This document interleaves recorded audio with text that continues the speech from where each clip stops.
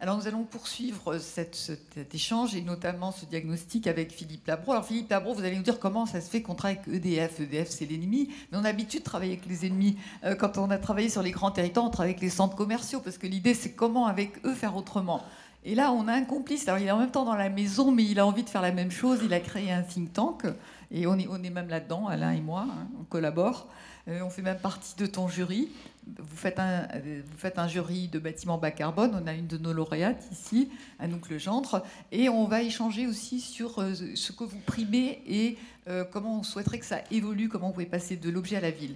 Donc, est-ce que tu peux poursuivre ce diagnostic et également nous dire ce que EDF souhaite faire pour améliorer la situation ? Bonsoir, bonjour plutôt. Moi, j'ai pas de slide, donc j'ai une main libre. Je pourrais parler beaucoup plus librement que Minji. C'était prévu. Hier soir, on en a parlé tous les deux.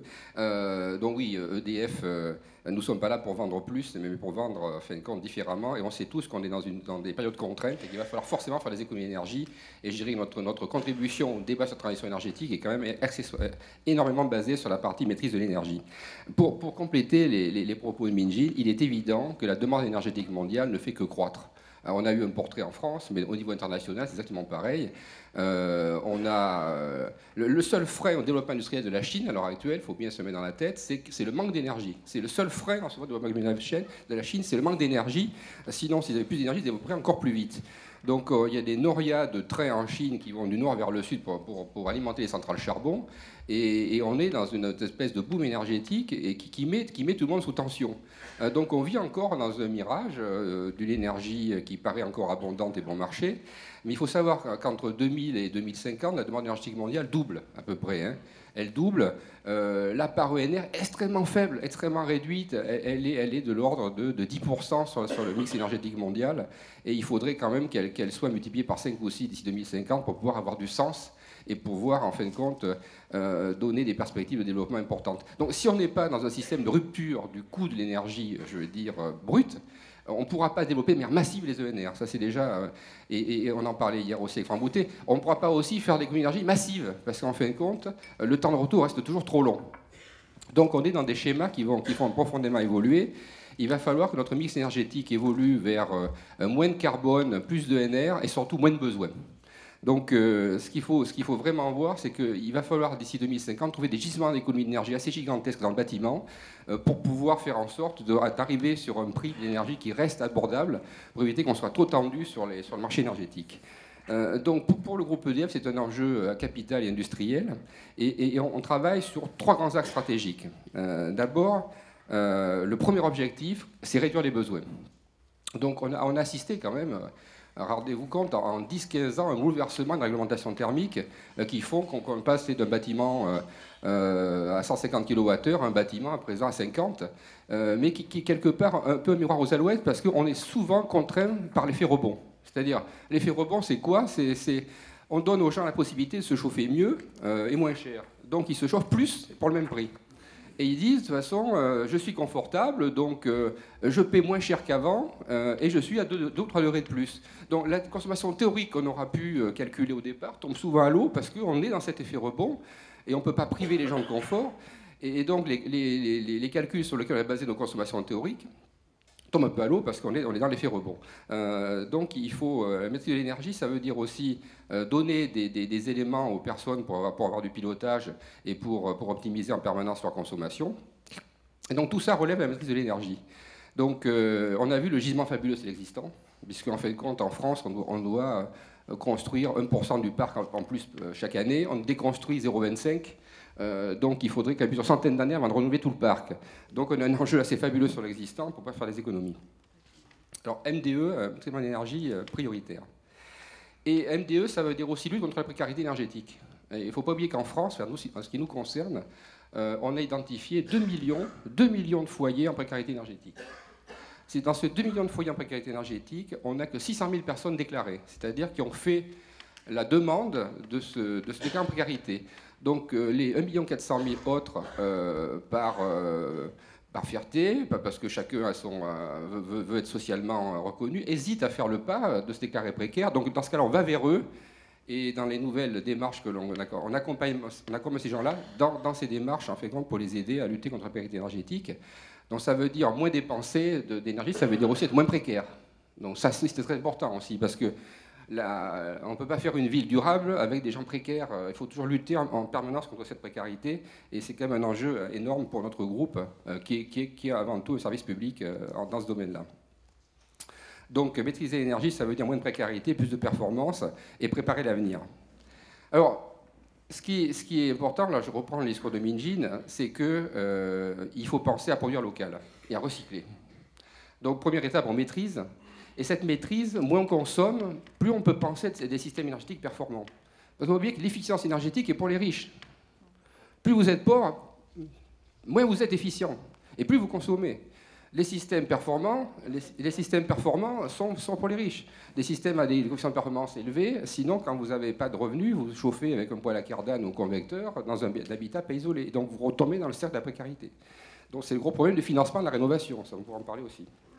Donc il faut lutter contre la précarité, ça veut dire aussi penser produire local. Alors produire local, ça veut dire diagnostiquer sur les potentialités du territoire, quel potentiel énergétique j'ai sur mon territoire. Alors, à quel sens on met le mot territoire? Quelle est la maille? Ça, on peut en discuter. Est-ce que la maille, c'est la ville, le quartier? Donc, on en parle dans le think tank. C'est à quelle maille je mets cette réflexion. Donc, on pense que c'est le bassin urbain, c'est une maille assez large qu'il faudrait avoir. Et la ville est un gigantesque gouffre de déperdition et de systèmes à recycler. Donc là, on ouvre la voie vers une nouvelle objectif qui est peut-être le grid thermique. C'est-à-dire avoir une boucle locale qui permet de récupérer l'énergie quand il y en a trop, et d'utiliser dans des zones où il en faudrait. Tu prenais l'exemple, Minjin, du boulanger. Ça peut être le bureau climatisé qui va injecter des calories sur la boue, qui peut servir à faire l'eau chaude du bâtiment d'à côté. Donc, le fait que les bâtiments aient de moins en moins de besoin d'énergie nous fait repenser complètement le système du réseau de chaleur. On peut travailler sur des chaleurs basse température. Ça a tout son sens, à présent. Donc, repensons la boucle énergétique. Alors, on travaille sur... le Conseil général Bretagne a lancé un appel à projet là-dessus, et on travaille avec la ville de Lorient et Brest sur ces boucles énergétiques. On en a mis une en place à côté de Nice, Roquebrune, Cap-Martin, sur une récupération, sur une station de traitement des eaux usées. Donc on a fait une sur Bordeaux aussi. Donc on est dans ce système de boucle, de grille thermique qui permet de recycler l'énergie. Ça, c'est important. Donc on peut penser qu'on pilotera l'énergie, je dirais, fluide, pas électrique, comme un peu une énergie électrique, avec un système de grid qui pourrait prendre et injecter d'un côté à l'autre et faire du stockage intersaisonnier, voire, ou au moins sur plusieurs heures pour éviter de passer les pointes. Donc on peut lisser les courbes aussi comme ça. Alors donc on a vu maîtriser l'énergie, c'est fondamental. Produire un local et recycler, ça nous permet d'utiliser toutes les ressources locales, vent, géothermie, recyclage de la chaleur, etc. Et injecter tout ça sur une boucle, ça serait un peu idéal. Et l'axe fondamental de tout ça, après, c'est comment je pilote tout ça. Alors on entend beaucoup territoire énergie positif, quartier énergie positif, donc qu'est-ce que ça veut dire? Donc nous, on n'est pas... EDF accompagne les territoires dans cette mutation, en sachant bien qu'on est parti d'un système très centralisé d'après-guerre à un système qui tend à se rééquilibrer vers un pouvoir plus fort au local, création des autorités locales de l'énergie, loi de décentralisation acte 3, qui font que les collectivités s'approprient l'énergie, et c'est très bien. Donc le groupe accompagne les collectivités dans cette appropriation et met au service des collectivités son savoir-faire et ses compétences. Donc ça veut dire, quand on parle quartier ou ville positive, ça veut pas dire autarcie énergétique. Ça veut dire comment je mets le bon curseur entre le tout centralisé et le tout décentralisé. Parce qu'il ne faut pas oublier que le système a été centralisé parce qu'il était porteur de solidarité. Ça veut dire que tout le monde a le même tarif du kilowatt partout en France à la même heure. Si on décentralise tout, qu'on donne de l'autarcie, il faut penser aussi à garder cette solidarité et garder cette péréquation tarifaire sur le territoire qui a fait un peu l'égalité qui a été voulue dans la création de l'EDF. Donc il faut trouver le bon équilibre avec vous, avec l'aménageur et les collectivités sur produire local et comment je me connecte au national. On n'est pas dans le système insulaire. Le système insulaire est un système où le kilowattheure coûte beaucoup plus cher que dans le système péréqué. Donc si les gens dans les systèmes insulaires devaient payer le kilowattheure au prix réel, ils paieraient 2 à 3 fois plus cher que ce qu'ils le paient qu'à la moyenne nationale. Donc il faut faire attention à ça. Donc il faut réguler, et là on entend le mot magique de smart grid. Donc le smart grid est là aussi pour donner de la régulation à tous ces systèmes, et donc pouvoir, alors l'électricité a ce défaut, c'est qu'il faut gérer la charge, c'est-à-dire qu'il y a la consommation, il y a aussi la puissance instantanée. Donc c'est comment je peux, sur un territoire, lisser ma courbe de charge, faire du stockage. Donc là, on fait un démonstrateur sur le PA Plaine du Var, dans le cadre de l'appel à projet Ville de demain avec la ville de Nice, sur un démonstrateur qui se veut vraiment autonome en énergie, c'est-à-dire avec un système de stockage, un système de régulation, pour voir si sur un petit quartier, on peut réguler la courbe de charge et faire de l'effacement. D'ailleurs, permettre de s'effacer du réseau dans des moments où il serait intéressant financièrement de lisser la courbe de charge. Donc le smart grid électrique n'a qu'une valeur financière que si l'effacement est rémunéré. C'est-à-dire, à l'heure actuelle, le smart grid électrique marche sur le système de démonstrateur, mais on ne peut pas dire qu'il y a un modèle économique autour du smart grid électrique. On est dans un système où il faut réguler la courbe de charge. Et tant que le système tarifaire sera stabilisé dans des variations de prix assez faibles, le smart grid n'aura pas tellement d'intérêt au terme économique. Mais par contre, quand on aura beaucoup d'injections sur le réseau électrique de manière décentralisée, il va falloir réguler tout ça. Là, le smart grid aura tout son intérêt. Donc voilà, je synthétise en 30 secondes. Donc pour nous, c'est réduire la demande, hein, c'est ce qu'on se disait, produire recycler local et piloter. Donc ça fait partie des grands axes sur lesquels le projet Ville Durable travaille à EDF avec aménageurs et les collectivités. Merci Philippe. Moi, j'insiste sur les quelques chiffres qui m'avaient frappé en écoutant Philippe Labro. Au niveau mondial, en 2050, on produira au mieux, en montant toutes les énergies nouvelles au maximum et sachant qu'on ne pourra plus faire beaucoup de nucléaire, on produira au mieux 50% de nos besoins. C'est quand même un chiffre terrifiant. Ça veut dire qu'il faut vraiment changer de modèle et travailler autrement. Une autre leçon que j'ai tirée, c'est la contextualisation. L'énergie, c'est aussi contextuel que l'urbanisme, bien sûr, et que l'aménagement. Et par ailleurs, la centralisation n'est plus totalement de mise, c'est qu'on régionalise, et en même temps, ça pose la question de la gestion territoriale, puisqu'on n'est pas capable non plus de stocker les énergies nouvelles, ce qui vous fait comprendre à quel point c'est complexe et à quel point les territoires doivent s'organiser pour travailler sur cette question énergétique. Or, on a observé, on y a travaillé un petit peu en groupe, que les gens qui travaillent sur l'énergie ne sont pas ceux qui travaillent sur l'urbain, par exemple. Il y a assez peu de croisement entre les SCOT, schémas de cohérence territoriaux, et les plans climat. J'ai posé la question aux agences d'urbanisme, c'est assez rare que les périmètres soient les mêmes et que ce soient les mêmes personnes qui travaillent. Donc on est encore dans les logiques sectorielles, dans ce domaine, comme dans le domaine des transports et d'autres. Et nous, on essaye là de lutter contre les logiques sectorielles. Une autre chose que j'ai retenue, qui est très importante, c'est la pointe. On n'a pas conscience, nous, de cette affaire de la pointe. Ça coûte très très cher. C'est-à-dire que tu m'avais raconté une anecdote assez extraordinaire. C'était lors de la coupe, la seule coupe du monde de foot qu'on a gagnée. Quand il y a eu le temps de pause, ça a failli faire exploser l'électricité au niveau national parce que tout le monde s'est levé pour ouvrir le frigo, prendre la bière. Et ça, c'est EDF qui achète alors de l'énergie aux voisins et ça coûte très très cher. Donc il faut que vous sachiez que bientôt on va vous couper votre électricité pour éviter la pointe, c'est-à-dire votre machine, on va vous l'arrêter. Et donc voilà, il va y avoir une sorte de Big Brother qui va venir sur notre monde et le gérer parce que vous ne pourrez plus payer les pointes. Alors on poursuit donc le propos avec Éric Bérard, qui, lui, s'est toujours intéressé à la question de l'énergie côté aménageur, ce qui est assez rare. Hein. Ça fait que jamais que 30 ans que ça t'intéresse. Au moment où ça intéressait personne. Ça marche. Ça m'intéresse depuis que je suis arrivé à la CERM, c'est-à-dire dans les années 92. Avant, je m'étais intéressé à l'énergie sous d'autres formes, parce que j'avais travaillé dans une société d'aménagement qui était en Rhône-Alpes, et on avait cherché à développer les microcentrales pour rendre indépendants les villages de montagne et notamment, disons, éclairer les logements avec l'hydroélectricité, alimenter les scieries. Mais je dois dire qu'on s'est heurté à ce niveau-là au monopole d'EDF, qui a une exclusivité sur le domaine public du transfert de l'énergie et que donc on n'avait pas trouvé juridiquement de système quand on sortait d'une propriété. Si la microcentrale était sur une propriété, d'accord, mais dès qu'on sortait, on avait une obligation de vendre l'énergie à EDF. Je me suis retrouvé à partir de 92 et de 96 à la CERM devant la même situation de monopole d'EDF et je vais vous expliquer comment. Alors pourquoi, en tant qu'aménageur, je me suis intéressé à l'énergie ? En 1992, j'arrive à Montpellier, à la direction générale de la CERM. Il y avait alors une grosse opération en cours de réalisation, Antigone, avec Ricardo Bofill, Ariella, je sais que ça va. Mais cette opération avait un certain nombre de contraintes. Et il y avait Port-Marianne qui était en étude. Par contre, je trouve équipé Antigone d'un réseau de chaleur et d'un réseau de climatisation. Et j'avais une division énergie qui représentait au moins 40% du chiffre d'affaires de la société. Donc je m'interroge et je me retrouve quelques années après avec ce problème d'énergie. Et je découvre une chose. Les élus, alors qu'on n'en a pas encore parlé jusqu'à présent, même si Philippe Labro pose la question de la mutualisation, les élus me disent deux choses. Pourquoi équiper Antigone avec ça? Pour deux raisons. Un, on veut se passer du nucléaire. Donc, on ne veut pas de chauffage tout électrique sur Antigone.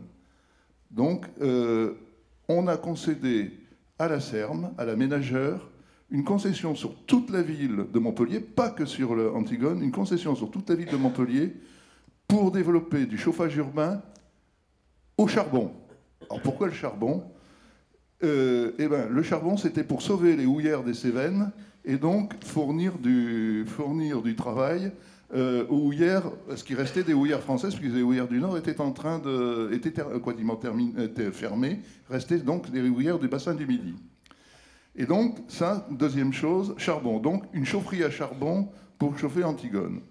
Alors, c'était complètement, on était, je dirais, alors, moi, en tant que ménageur, je me suis dit, quelle est la rationalité économique au-delà de la rationalité politique? Et c'était une grosse interrogation parce que quand vous êtes un ménageur, et là je m'adresse quand même au monde de l'environnement et de l'aménagement, jusqu'à ces dernières années, que faisait l'aménageur?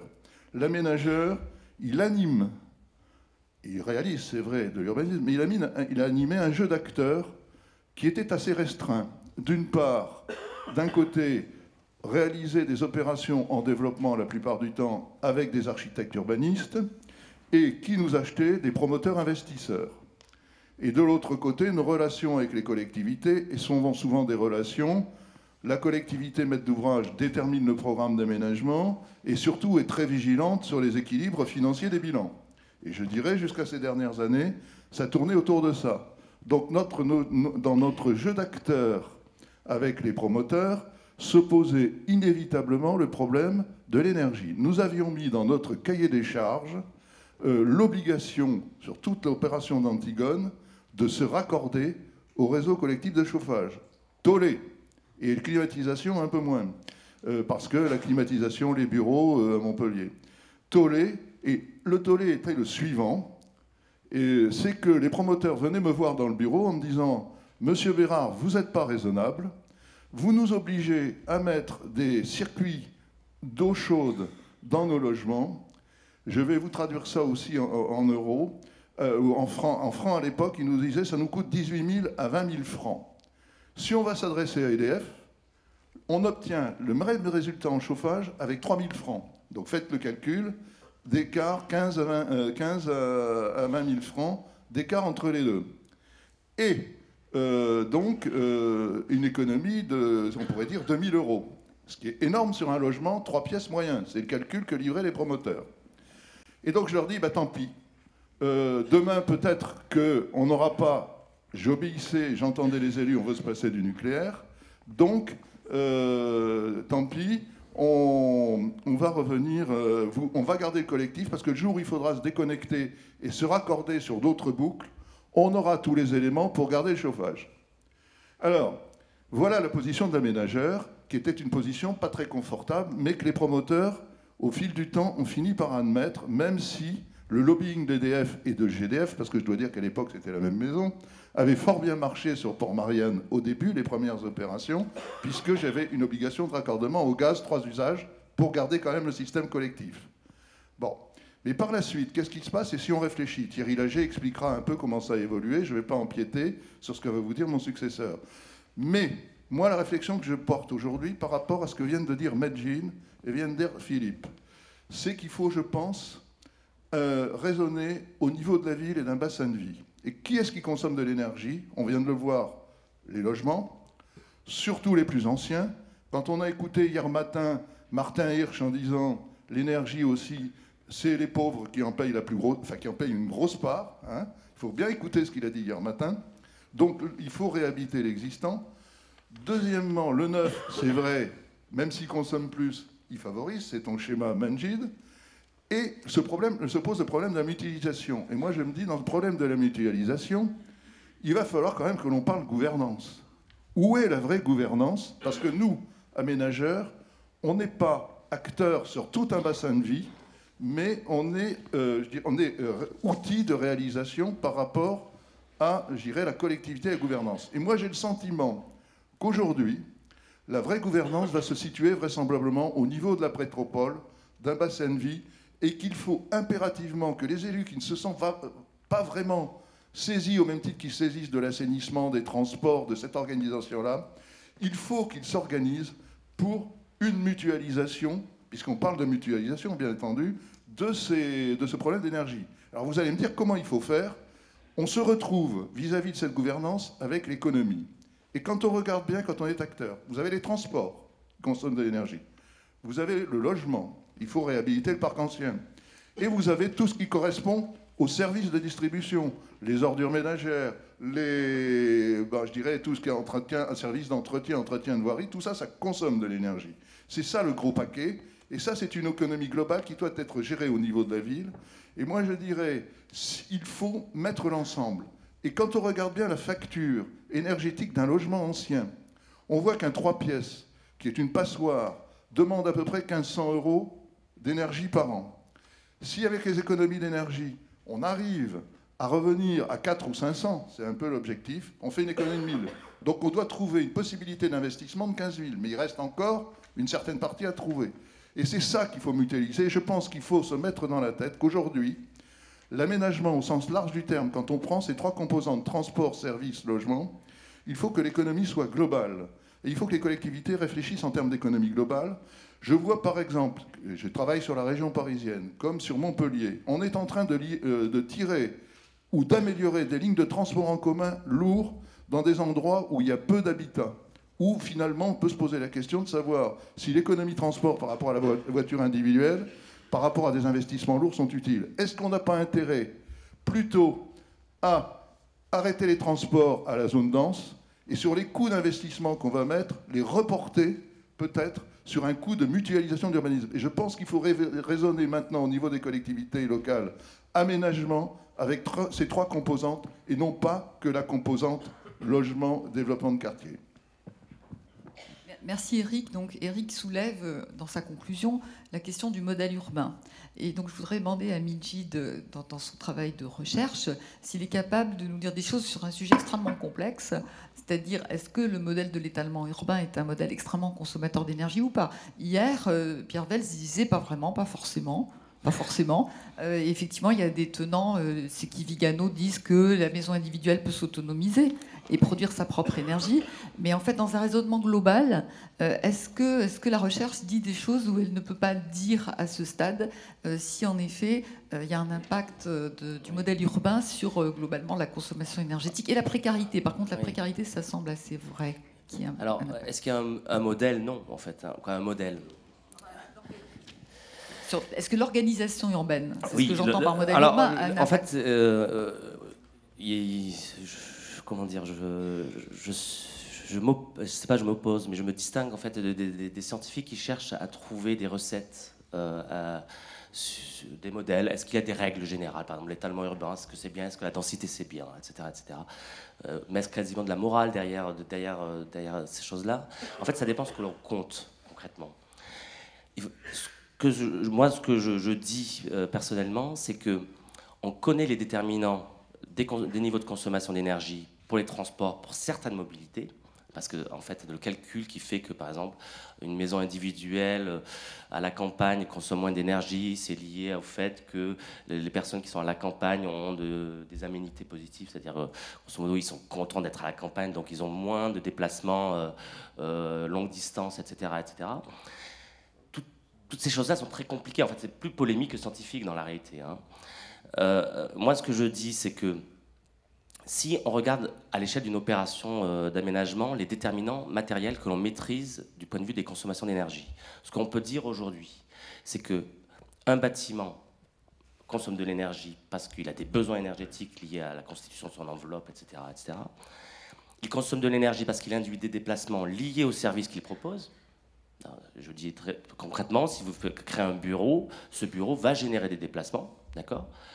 Ensuite, s'il y a des déplacements indirects, alors je peux donner, c'est un exemple que je donne tout le temps, on dit que, par exemple, les urbains, les Parisiens en l'occurrence, sont des gens qui se déplacent peu, beaucoup en transport en commun, par contre ils prennent l'avion, et donc du coup, oui, mais est-ce que c'est Paris qui engendre le fait de prendre un avion ? À mon avis, personnellement, non. Comment ?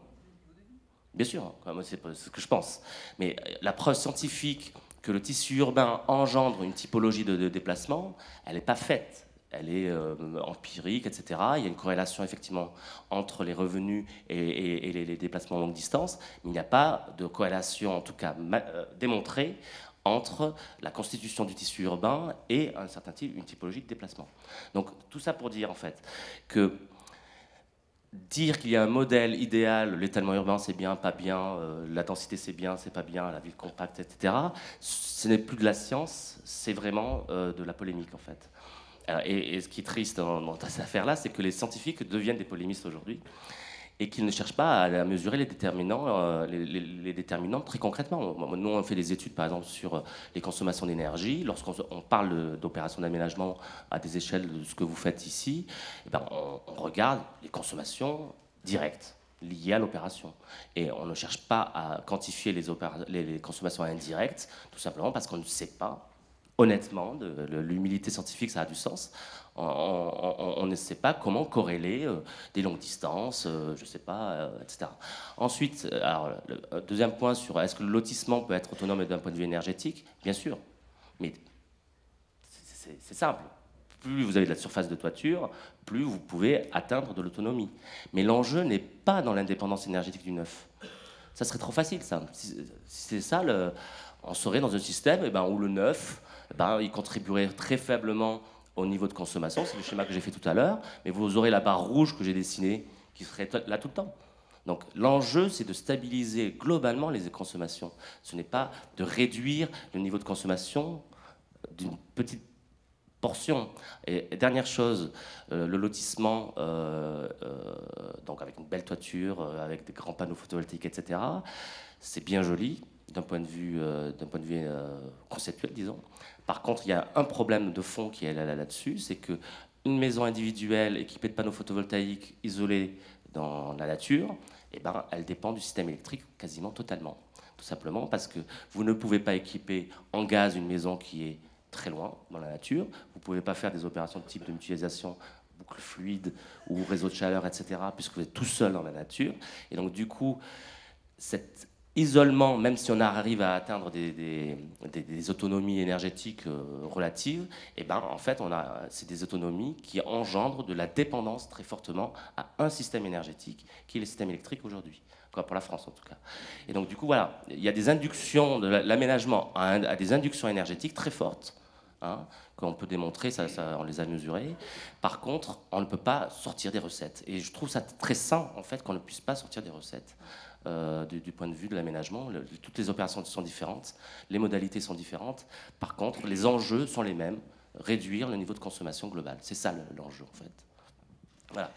Je ne sais pas si j'ai répondu, c'était un peu à côté, je pense. Mais... Donc, une réaction de Philippe Labro. On avait été ensemble voir le centre de recherche EDF à Karlsruhe, qui semblait, lui, faire des démonstrations sur l'impact de la densité sur la consommation énergétique. On essaie de savoir des choses sur la forme urbaine, mais ça, on va le voir dans la deuxième séquence. D'abord, il y a identification, forme urbaine, densité, ce qu'il faut, mais surtout pour eux, leurs analyses scientifiques semblaient montrer que la densité était favorable tout de même à une baisse de la consommation énergétique. Philippe, une réaction avant de clore cette table ronde ? Simplement, pour ce que disait Eric, j'en prends bien note, mais les époques ont changé. C'est vrai qu'à présent, de vendre l'énergie à EDF rapporte. C'est-à-dire que travailler en autarcie énergétique peut faire perdre de l'argent, vu que le tarif de rachat des ENR, dont l'hydraulique est bonifié, c'est-à-dire on bonifie le photovoltaïque, on bonifie l'éolien, on bonifie l'hydraulique. Et les collectivités locales ont tout intérêt à se mettre dans un système productif énergétique pour profiter de la prime, en fin de compte, au rachat de l'énergie pour pouvoir investir dans d'autres process, quoi. Donc ça a bien évolué, quand même, dans le positif. Donc maintenant, nous avons tous les mêmes enjeux, les mêmes intérêts. Vous voyez, on s'embrasse sur la bouche à la fin de cette table ronde. Tout le monde s'aime et c'est super. On a décidé que sur cette table ronde, il n'y aurait pas de questions de la salle pour essayer de tenir les temps. On a plutôt voulu vous faire partager un diagnostic. Et je vous remercie beaucoup de tous les trois. Nous allons passer à la deuxième séquence. Et je demande à Anouk Legendre, à Yves Lion et à Franck Boutet de me rejoindre en tribune. Là, nous allons aborder la question de la forme, de l'espace urbain, des opérations que nous avons pu repérer et à partir desquelles nous allons échanger. Donc, je vais vous expliquer pourquoi nous avons ces invités-là. Je commence par une anecdote. On a généralement l'impression dans les colloques qu'on fait des castings. Par exemple, moi, j'organise la semaine prochaine un débat sur ville et voiture, et quelqu'un m'a dit, d'ailleurs, toi, Alex, mais j'ai déjà entendu ces gens-là. J'ai dit, c'est comme si tu vas au cinéma, tu dis, j'ai déjà vu ces acteurs, je les ai déjà vus, donc je ne vais pas revoir ces acteurs. En fait, si vous êtes là, c'est que vous êtes dans un scénario, vous n'êtes pas là par hasard, vous êtes là pour nous aider à répondre aux questions que nous nous posons sur le lien entre la conception urbaine, la conception des projets et la consommation énergétique. Donc Anouk Legendre, à mes côtés, qui est la seule femme, à part moi, de ces débats, parce que l'énergie, c'est extrêmement masculin. On a eu beaucoup de mal à... Moi, en général, j'essaye d'avoir plus de femmes, mais c'est un peu difficile dans cette démarche sur ville et énergie. Donc Anouk Legendre co-dirige l'équipe XTU, qui est assez connue pour une production architecturale très, très remarquée et remarquable, et notamment, moi, je l'ai découverte par un très beau bâtiment dans le bois habité de Ralil, et elle a été lauréate du concours EDF Bas Carbone en 2010. Elle est très très curieuse de la question énergétique. Elle vient de décrocher un contrat de recherche avec des scientifiques pour des expérimentations sur le bâti dont elle va vous parler. Et Yves Lion, à droite, que vous connaissez bien sûr, Grand Prix de l'urbanisme 2008, a été 2007, a été vice-président de la commission du Grenelle. Et l'anecdote est assez savoureuse parce que Jean-Luc Borloo t'a appelé juste quand tu as eu ton Grand Prix et t'a dit « je vais avoir besoin de vous pour le Grenelle ». Ce qui était super parce que le Grand Prix d'urbanisme trouvait sa place au fond dans un travail national auquel moi je rends vraiment hommage. Je pense que le Grenelle, ça a été un grand moment de notre histoire qui a permis en tout cas à la société civile et aux scientifiques de s'exprimer sur des questions difficiles de développement durable et qui a quand même été à l'origine d'un certain nombre de règles et de normes dont on pourra débattre quant à leur intérêt et quant à la façon dont elles ont évolué les choses et à leurs limites. Alors Yves est également pilote une des grandes équipes du Grand Paris, première phase, deuxième phase, où il s'est investi sur la question qui nous concerne aujourd'hui. Et par ailleurs, il est concepteur de plusieurs très grands projets urbains, dont l'extension de Paris-Rive-Gauche, Euroméditerranée, Grenoble, Strasbourg. Je pense que beaucoup d'aménageurs ici ont travaillé avec Yves Lion. Et il nous expliquera, non pas ses échecs, parce qu'on lui avait dit... c'est un homme très optimiste pour ceux qui le connaissent, mais juste c'est le fait qu'il a mené de nombreuses expériences et qu'elles n'ont pas été jusqu'au bout. Donc il va nous donner des guides pour qu'on fasse mieux à l'avenir, peut-être. Alors Franck Boutet, qui a travaillé avec nous tout au long de ce parcours, un spécialiste du développement durable, va vous présenter une démarche prospective qu'il met en œuvre avec certains d'entre vous sur plusieurs territoires pour justement tenter de mutualiser. Alors moi, je vais d'abord essayer de vous montrer les opérations que nous avons pu repérer, le faire aussi vite que possible. Moi aussi, je serai tenue par les temps, par Vincent qui va me contrôler. Est-ce que je peux avoir les images ? Donc, dans les images, nous avons voulu vous montrer les opérations qui montrent le chemin, et en insistant sur le fait qu'il faut intervenir sur le bâti à toutes les échelles. Et puis on verra comment on peut passer du bâti, de l'objet à la ville.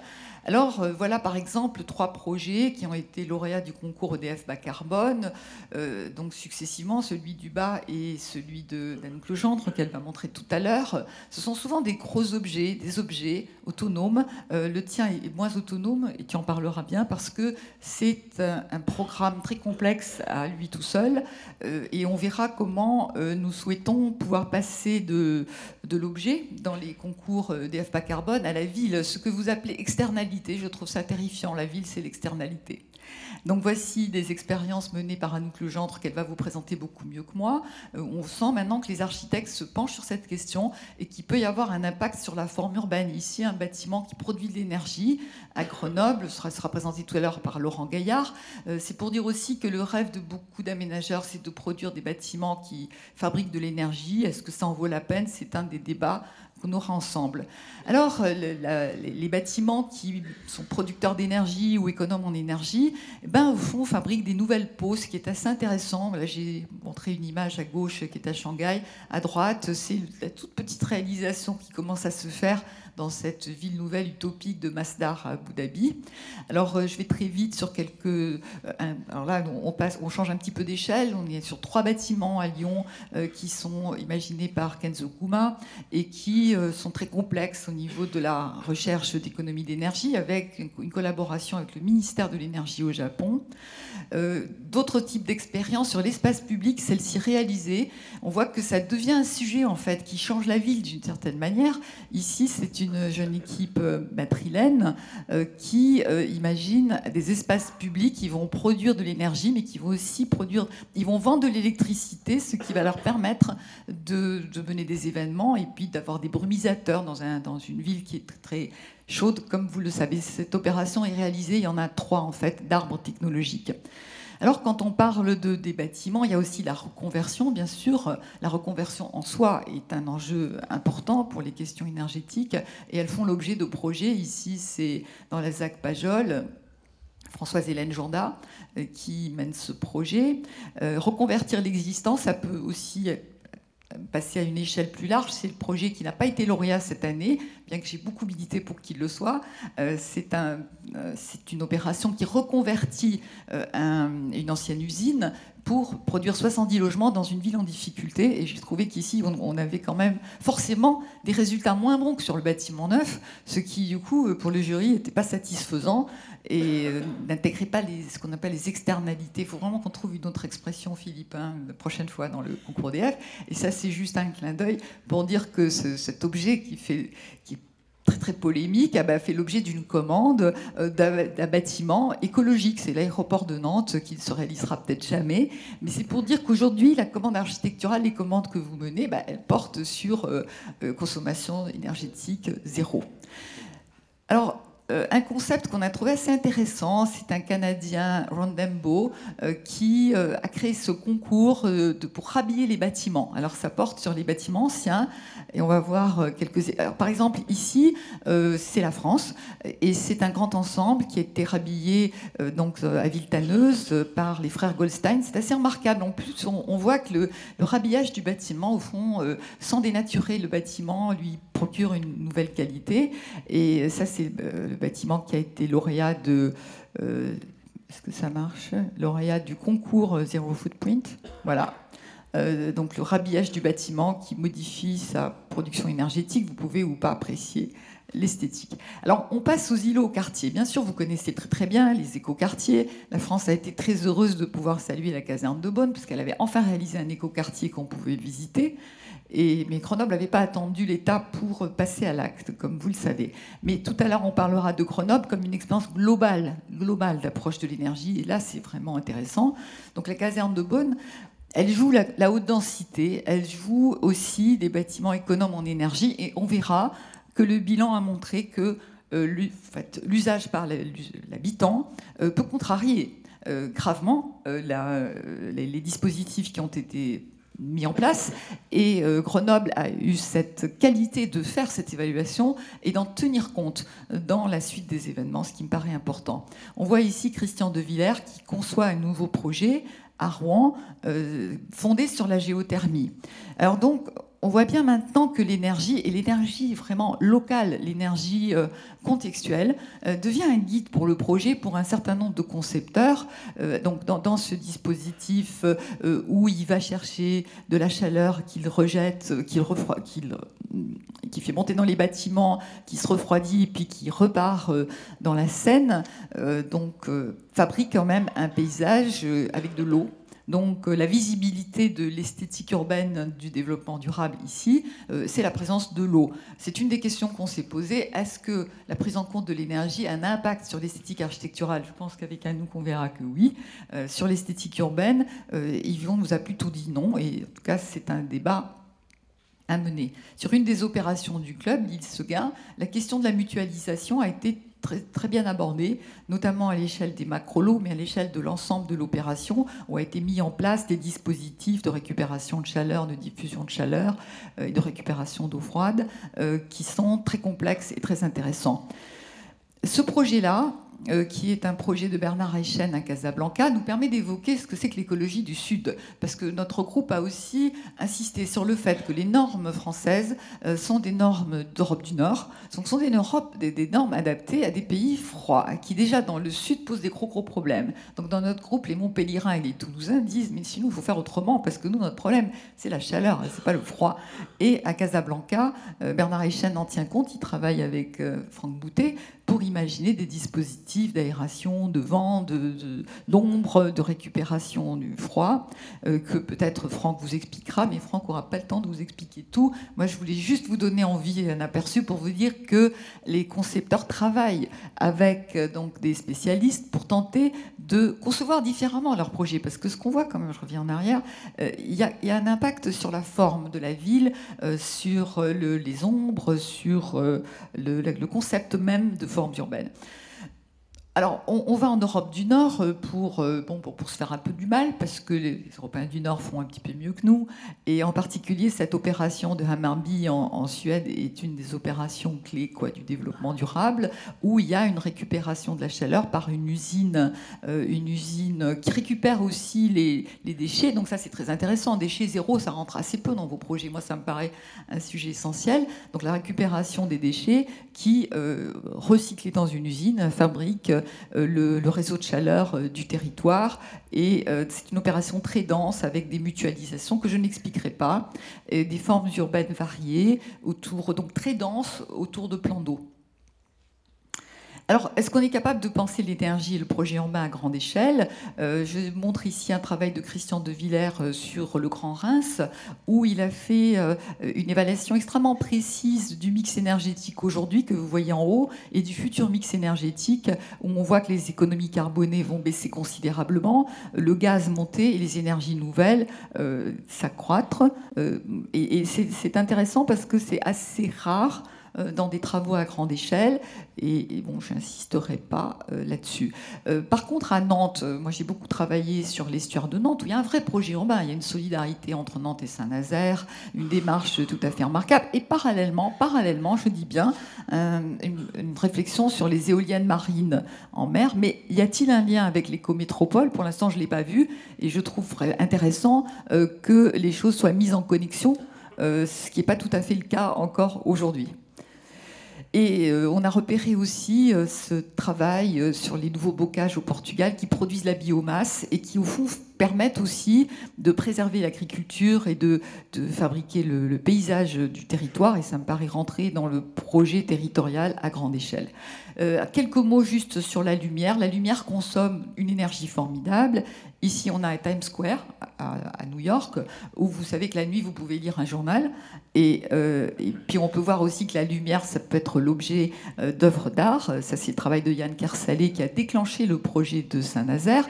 Et aujourd'hui, des concepteurs lumière comme Roger Narboni font des schémas directeurs lumière dans les villes. Et ils sont appelés parce que ils sont appelés sous le prétexte de réduire la consommation énergétique. D'une certaine façon, le projet lumière devient fortement lié au projet énergétique. Alors, quelques utopies vite fait. Alors, le Grand Paris a été l'occasion de réflexion sur l'énergie, d'envelopper les bâtiments existants, fabriquer donc pratiquement tout ce qui est possible, les toits solaires, les façades photovoltaïques. C'était un peu en vrac, pas forcément très très adapté au territoire, mais on voit bien que c'est venu dans la conversation. Pour moi, Rogers a imaginé quelque chose de tout à fait passionnant, c'est-à-dire que autour des nœuds, je crois que j'ai pas si autour des axes de transport. Les points noirs que vous voyez sont les nouvelles centralités qu'on voit se décliner peut-être mieux là. Donc il imagine, autour des nouvelles centralités des pôles de transport, des piles électriques en fait, qui vont produire leur énergie en fonction du contexte, en fonction de ce qu'il va trouver. Ça va être l'éolienne, le photovoltaïque et autres. Et donc chaque nouvelle centralité sera autonome. Et là, je n'insisterai pas, mais je le cite juste parce qu'Yvion va en parler. Donc l'équipe Descartes, pilotée par Yvion, a travaillé avec Météo France et a proposé d'augmenter la forêt autour du Grand Paris, produisant de la biomasse et permettant aussi une réduction de 2 degrés de la température parisienne, et il vous l'expliquera.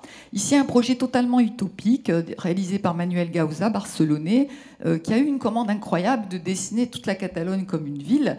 Et dans son travail en particulier, il a imaginé que les nœuds autoroutiers seraient des lieux de service qui rejoignent ce que Grimbach avait proposé sur le Grand Paris, et que ces nœuds autoroutiers seraient couverts par des plaques photovoltaïques et fabriqueraient l'énergie du territoire. Donc vous voyez que tout ça est très utopique, mais en même temps, c'est un sujet dont s'emparent les concepteurs. Alors l'équipe OMA, elle a franchi une étape de plus, puisqu'elle imagine rendre autonome la totalité des Pays-Bas par un projet en mer du Nord de plusieurs parcs éoliens qui vont fabriquer un ensemble, un anneau gigantesque qui va rendre autonome pas seulement les Pays-Bas, mais l'ensemble de l'Europe. Et alors, il franchit, regardez là, l'image est très amusante, vous allez brancher votre fer à repasser dans la mer du Nord. Et là, il franchit une étape de plus, puisque son équipe, vous savez qu'il a à côté de OMA, il y a AMO, qui est le groupe de recherche. Donc Minji nous dira si c'est un groupe de recherche ou pas. Moi, je ne me prononce pas. Et donc, il imagine un dispositif à l'échelle de l'ensemble de l'Europe, Eneropa, qui va être extrêmement contextuel, puisque chaque pays va produire l'énergie qui lui est propre.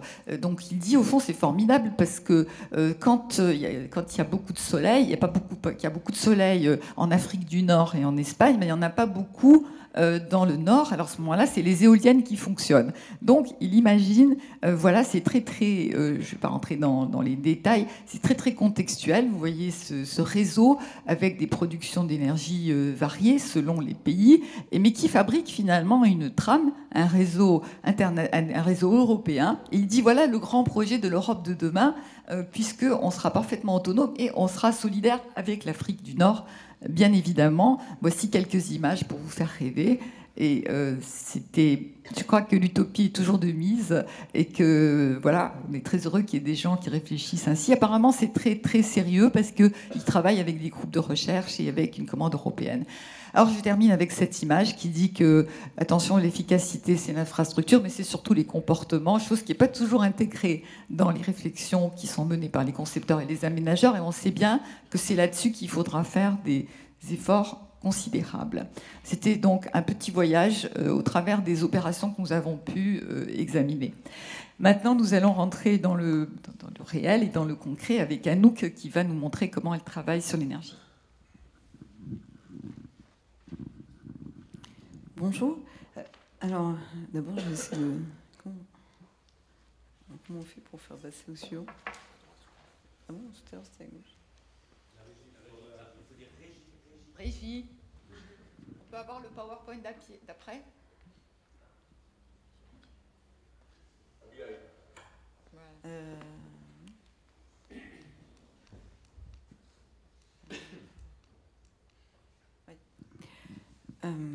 Donc moi je vais vous présenter l'approche de l'agence. Donc c'est une approche d'architecte, mais un peu modifiée par rapport à ce que font d'habitude les architectes. En fait, on s'est embarqué dans une histoire un peu différente de la pratique habituelle.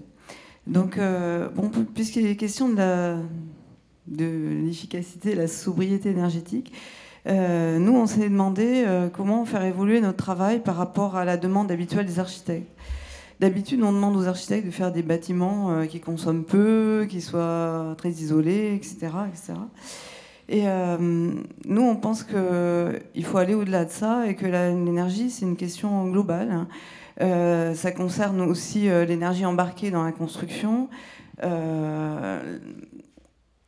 la question de la densité, la question des échanges énergétiques avec différents programmes.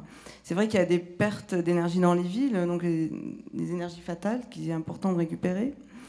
Et voilà, donc 3 axes supplémentaires qui ont fait qu'on a évolué dans notre travail, et donc on a développé des concepts qui sont basés à la fois sur la mutualisation et la symbiose, en s'inspirant de ce qui se fait dans la nature. Dans la nature, il y a des associations parfois entre des plantes et des bactéries, par exemple, qui font qu'elles vont être plus performantes. Justement pour mieux synthétiser l'énergie du soleil, par exemple. Nous, on est parti sur ce modèle pour essayer d'optimiser ce qu'on pouvait faire sur les bâtiments.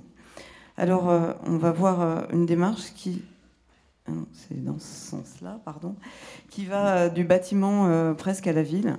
Donc, on voit qu'on va sortir de notre cadre pour aller dans un cadre plus large. Donc, le premier bâtiment qu'on va présenter, c'est un projet à Nanterre qu'on vient de livrer. Donc c'est des logements, 170 logements, c'est en très très haute densité, c'est vraiment une réflexion sur la haute densité.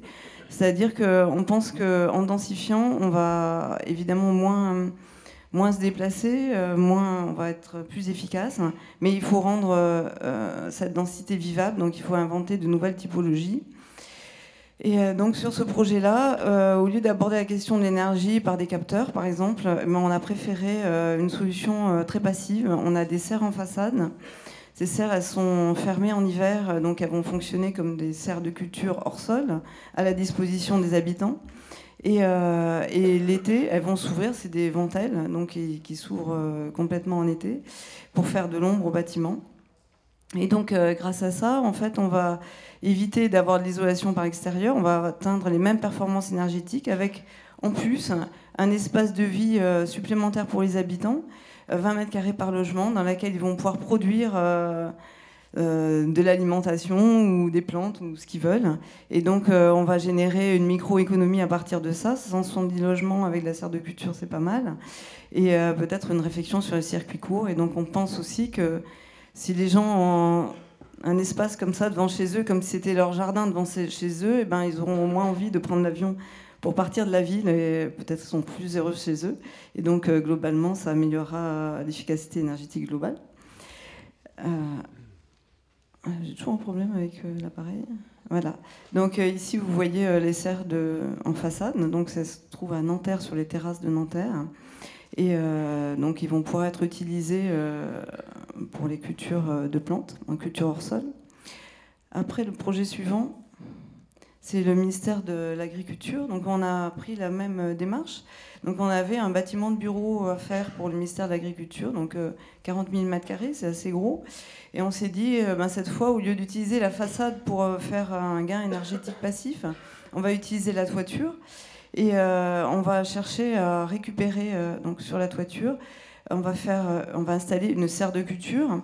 Donc il va faire de l'énergie passive en hiver, et dans laquelle on va cultiver en récupérant l'air chaud qui vient du bâtiment, l'air vicié qui vient du bâtiment, pour cultiver des plantes. Donc les plantes sont boostées par le gaz carbonique de l'air vicié, et donc en même temps elles vont le nettoyer. Donc il y a tout un circuit qui se fait dans le bâtiment.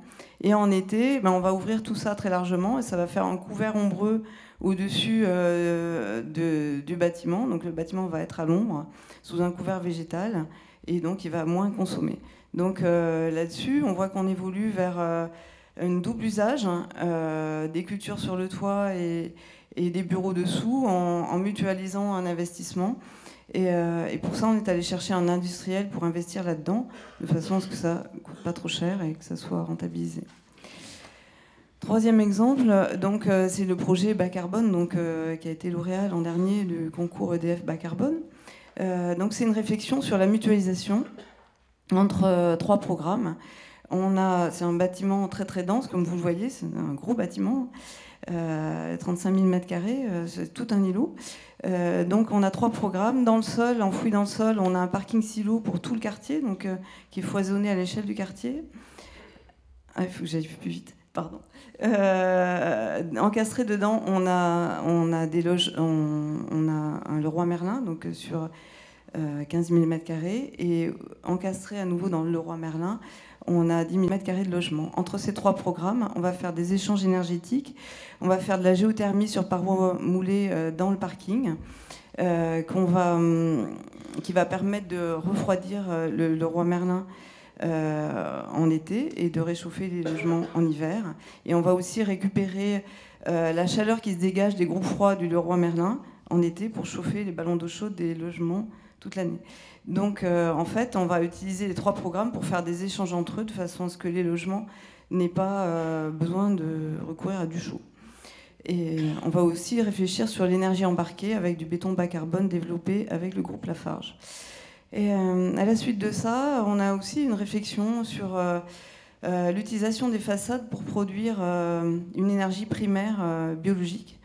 Donc c'est une réflexion sur la façade photosynthétique, on va dire, et sur les cultures des microalgues. Vous savez que les microalgues, c'est l'Eldorado de l'énergie.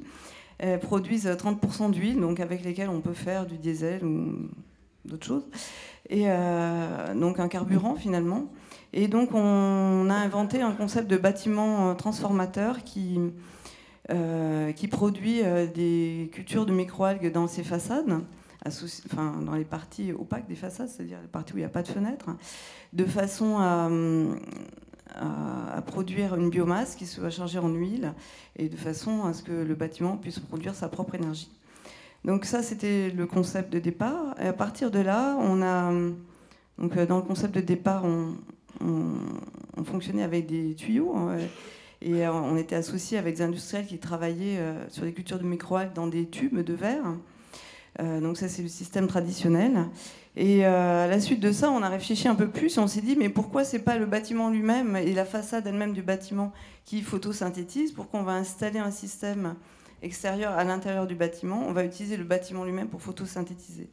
Alors on s'est inspiré d'un petit animal qui, vous voyez à gauche, qui s'appelle Elysia chlorotica, qui est un petit animal qui vit dans la mer et qui avale qui capte les chloroplastes des plantes dont elle se nourrit et qui les investit, qui les met sur son dos et qui, grâce à ça, va photosynthétiser lui-même.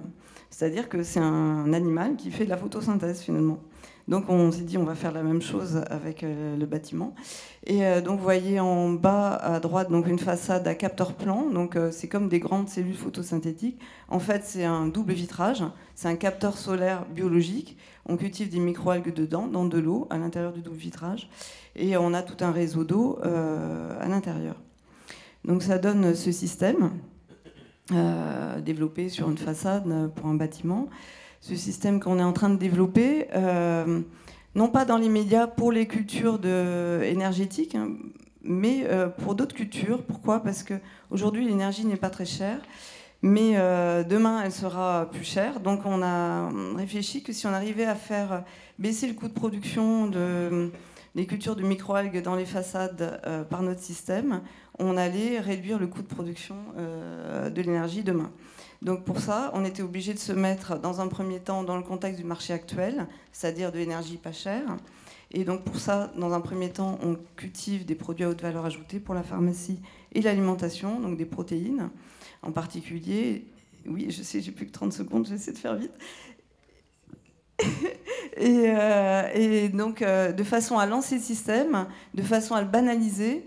Donc vous voyez, on va loin. Pour faire de l'énergie demain à bas coût, on est obligé de réfléchir sur une solution qui correspond au marché actuel, sinon on ne lancera jamais la solution. Donc on a développé à partir de ça tout un système industriel. On est allé chercher un panel d'industriels qui couvre toute la plage de développement de ça, c'est-à-dire du déchet, de l'énergie, donc c'est séché environnement, à la chimie. On est allé chercher un chimiste qui veut travailler dans le bio et passer à la culture biologique plutôt que d'être dans la chimie, parce que la chimie c'est aussi de l'énergie, et nous on produit en dépensant 6 fois moins d'énergie avec ce système-là que dans la chimie traditionnelle, donc c'est intéressant. Donc vous voyez que l'approche elle est plus globale, et on est aussi allé chercher un industriel des façades et le CNRS pour développer ça avec nous. Donc ça se développe à l'échelle d'un bâtiment géant, ce qui donne une bonne échelle pour entretenir tout ça à bas coût.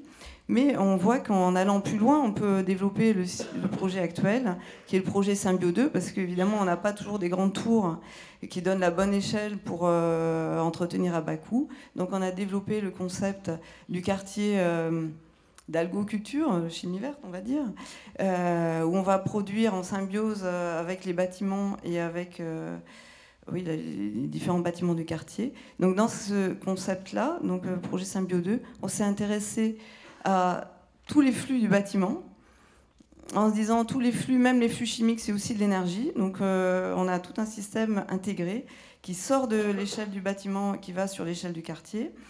Et donc on va s'intéresser en premier lieu aux flux des eaux grises et des eaux noires, donc les flux organiques qui viennent des humains. Et donc on installe dans le quartier une petite centrale à méthanisation qui va permettre de traiter tout ça et de façon à approvisionner une cogénération, une mini-cogénération à l'échelle du quartier, donc en circuit court, qui elle-même va dégager donc, de l'électricité évidemment et du gaz carbonique, qui va servir à nourrir les microalgues dans les façades, qui elles-mêmes vont profiter de l'ambiance thermique régulée du bâtiment de façon à produire à basse consommation.